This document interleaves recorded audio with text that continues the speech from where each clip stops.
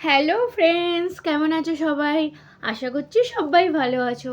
তৃষান মামি ডেলি ব্লগে নতুন একটা ব্লগের সঙ্গে সবাইকে স্বাগত জানিয়ে আজকে একটা ভিডিও শুরু করছি। কি হয়েছে? তো দেখো, তৃষান বাবু এখানে বসে আছে, দাঁড়িয়ে আছে, বসে না দাঁড়িয়ে আছে। তো আজকে আমি তোমাদেরকে কিছু দেখাবো। আজকে আমি তোমাদেরকে একটা জিনিস দেখাবো। সেটা হচ্ছে, দেখো,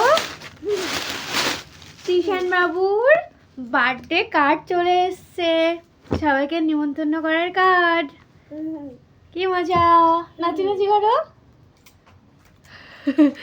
তো তোমাদেরকে একটা কথা বলি, তো বাবানের অন্নপ্রাশন হয়নি, আর ওর ফার্স্ট মানে প্রথম বছরের বার্থডেটাও হয়নি।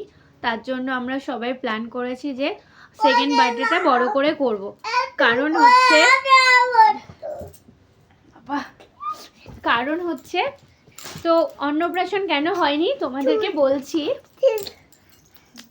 অন্নপ্রাশন হয়নি কারণ আমাদের ঠাম্মা ও হবার 4 দিনের মাথায় মারা গেছেন।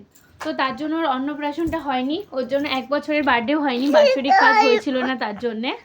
ওর জন্য আমরা 2 বছরের বার্থডেটা করবো। এখানে বসো বসো বসো বসো বসো।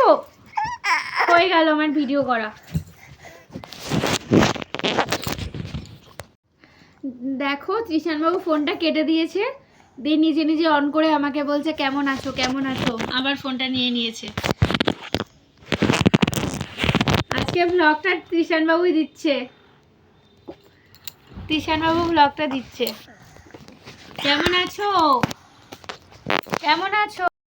আমার ছেলে কিছুতেই আমাকে ফোনটা দিচ্ছিল না, ওর জন্য আমি ওকে আরেকটা ফোন দিয়ে বসিয়ে রেখেছি। তারপর আমি আরেকটা ফোন থেকে ভিডিও করছি।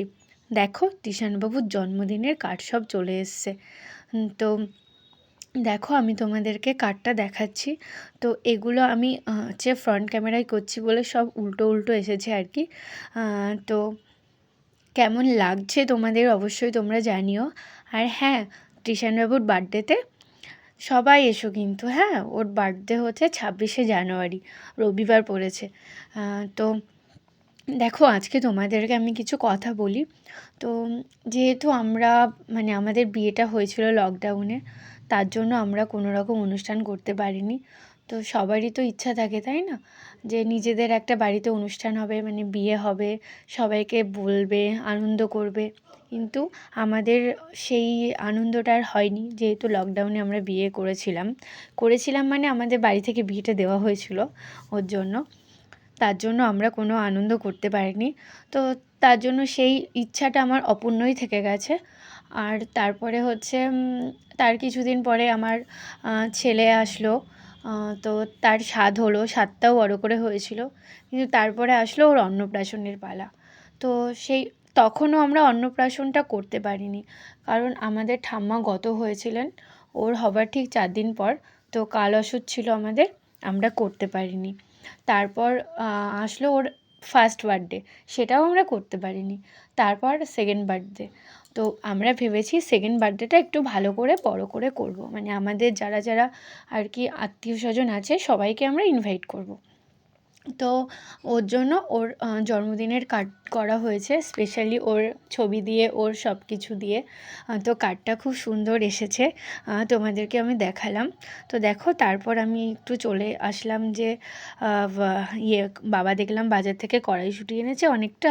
তো আমি ভাবলাম যে কড়াইশুঁটির খোসাগুলো ছাড়িয়ে রাখি, তাহলে কি রান্না করতে সুবিধা হবে। তারপর দেখো, মা একটু আচার বানিয়েছে জলপাইয়ের, ওর জন্য তোমাদেরকে আমি আচারটাও দেখালাম। তারপরে কি বলো তো, ব্যাপারটা হচ্ছে ঠাকুরের কাছে একটাই প্রার্থনা, ঠাকুর সব তুমি ঠিকঠাক করে দিও, যেন সব ঠিকঠাক হয় অনুষ্ঠানটা, সবাই যেন জমিয়ে মজা করতে পারে। আমরা না এটাই চাই, যে আমরা চাই সবাই মিলে জমিয়ে আনন্দ করুক। ওর জন্য আমরা সব ঠিক করেছি। আর তারপর থার্ড বার্থডেতে মানে 3য় বছর বার্থডের সময় স্কুল হয়ে যাবে, কারণ এখন থেকে বাচ্চাদের 3 বছরের স্কুলে ভর্তি করতে হয়, তো স্কুল হয়ে গেলে আমরা আর করতে পারবো না। ওর জন্য আমরা 2 বছরের বার্থডেটাই করব ভালো করে। আর দেখো এইদিকে পাপা আর ছেলে মিলে একটু খুনসুটি করছে, একটু মজা করছে, আনন্দ করছে, একটু হাসাহাসি করছে। তো তিশানবাবুর বার্থডে কার্ডটা কেমন হয়েছে তোমরা কিন্তু অবশ্যই আমাকে জানাবে, ঠিক আছে? আর সবাই এসো কিন্তু, বার্থডেতে সবাই এসো, আর তিশানবাবুকে সবাই আশীর্বাদ করো, ও যেন মানুষের মতো মানুষ।